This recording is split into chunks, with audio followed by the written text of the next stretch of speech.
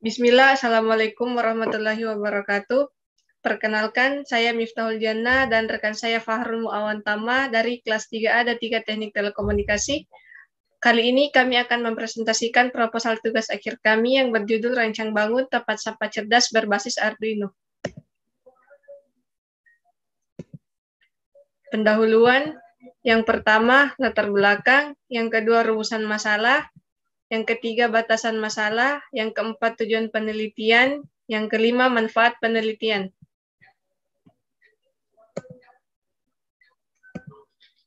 Pertama, latar belakang.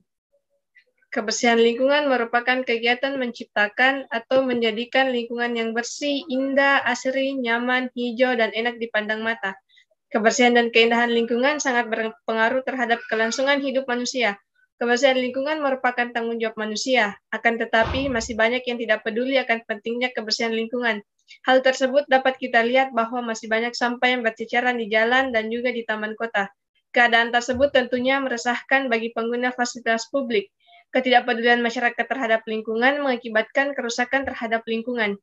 Masalah lingkungan bukan hanya menjadi tanggung jawab pemerintah, tetapi harus ada kerjasama dari semua pihak dalam menangani masalah lingkungan.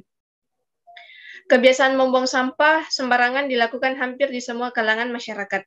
Tempat sampah yang sudah disediakan oleh instansi kebersihan belum berfungsi secara optimal.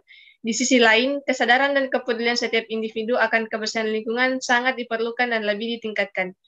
Kepedulian terhadap lingkungan bisa dilakukan dari lingkup yang terkecil, yaitu lingkungan keluarga, dengan banyak menanam pohon di sekitar rumah dan mengolah sampah organik dan anorganik. Selain melalui keluarga, sikap peduli lingkungan bisa dilakukan di sekolah, salah satunya dengan cara memilah sampah sesuai dengan jenisnya. Selanjutnya yaitu rumusan masalah.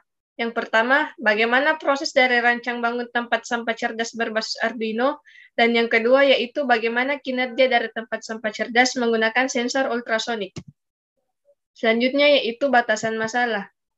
Berdasarkan identifikasi masalah di atas, penelitian ini dibatasi pada pembuatan tempat sampah cerdas yang berbasis mikrokontroler dengan menggunakan Arduino.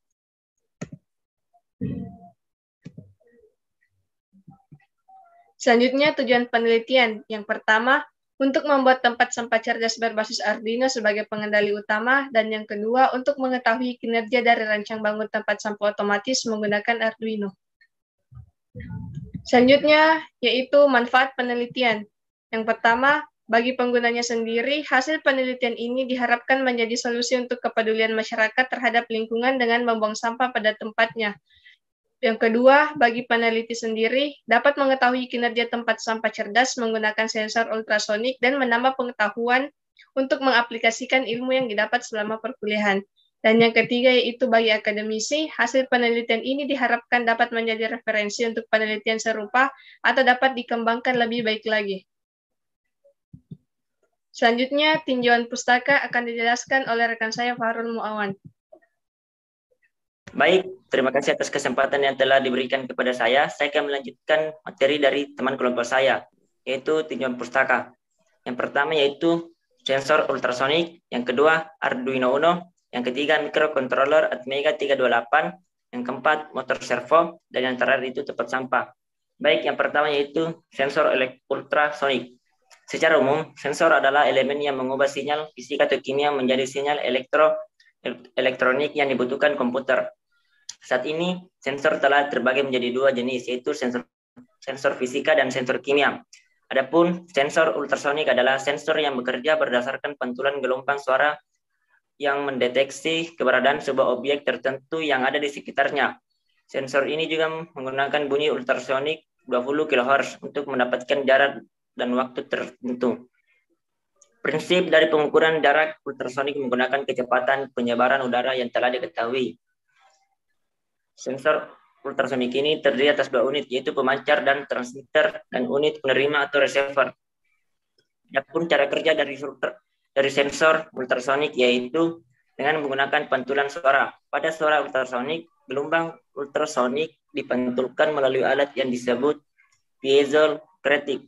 Gelombang yang dibandingkan tersebut memiliki frekuensi tertentu yang pada umumnya sekitar 40 kHz. Baik, selanjutnya yaitu Arduino Uno. Arduino Uno merupakan sebuah minimum sistem microcontroller Atmega 328. Atmega 328 ini merupakan keluarga microcontroller Atmel 8 bit. Jadi RISC atau Reduced Instruction Set Computing. Instruksi dieksekusi dalam satu siklus slot osilator. Sehingga jika Arduino Uno ini menggunakan kristal 16 MHz untuk osilator, maka satu instruksi sama dengan 1/16 bagi 10 pangkat 6 detik. Arduino Uno ini menggunakan Atmega 16 U2 yang digunakan sebagai konverter USB to serial untuk komunikasi serial ke komputer melalui port USB. Sehingga jika digunakan komputer sebagai MI, Human Machine Interface, tidak menggunakan USB converter lagi. Baik, yang ketiga itu microcontroller Atmega 328. Atmega 328 adalah microcontroller chip tunggal yang dibuat Atmel dalam keluarga Mega AVR 8 bit. Microcontroller ini memiliki kapasitas flash atau program memori sebesar 32 KB atau 32.768 bytes. Memori static RAM 2 KB atau 2048 bytes dan EPROM non-volatile memory sebesar 1024 bytes. Kecepatan maksimum yang dapat dicapai adalah 20 MHz. Microcontroller Atmega 328 memiliki arsitektur Harvard, yaitu memisahkan memori untuk kode program dan memori untuk data, sehingga dapat memaksimalkan kerja dan paralelisme.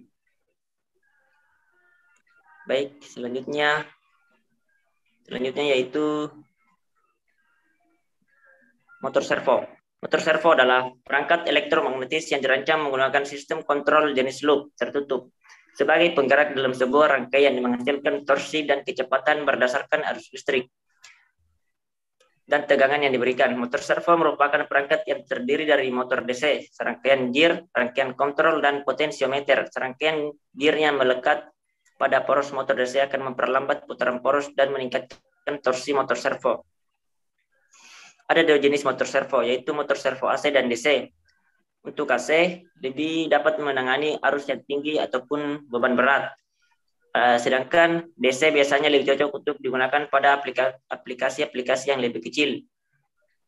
Adapun prinsip kerja dari motor servo yaitu memberikan sinyal modulasi lebar pulsa atau PWM melalui kabel kontrol.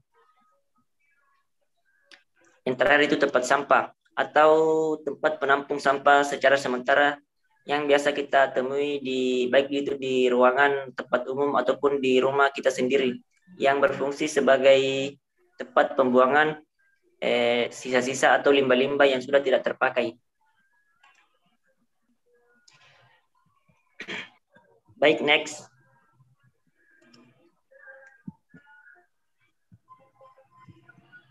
Baik, selanjutnya itu metode perancangan. Adapun metode perancangan yaitu lokasi perancangan alat ini dilaksanakan di Laboratorium Mikroprosesor jurusan Teknik Elektro Politeknik Negeri Jumpandang.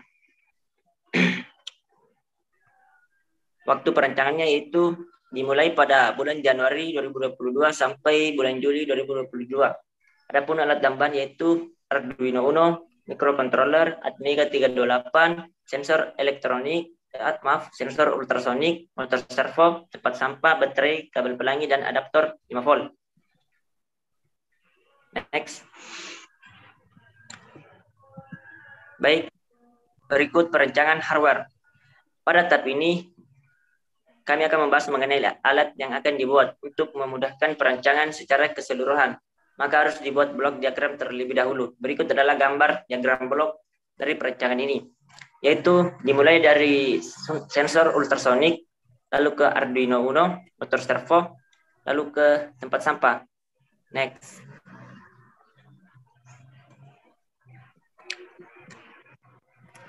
Perancangan software. Pada tahap perancangan software ini terdiri atas perancangan pembuatan kode program. Pembuatan kode ini menggunakan kontrol Arduino Uno yang dapat diinstal pada laptop. Berikut adalah gambar flowchart dari tempat sampah cerdas ini. Baik, yaitu dimulai dari sensor ultrasonik yang membaca keberadaan manusia. Lalu Arduino tersebut menggerakkan motor servo. Kemudian motor servo tersebut membuka tutup tempat sampah, sehingga orang yang berada di sekitar tempat sampah memiliki menggerakkan, bisa tergerak hatinya untuk membuang sampah yang berada pas di dekat tempat sampah. Jadi tempat sampah tersebut akan terbuka otomatis ketika ada sampah atau orang yang lewat. Baik, next.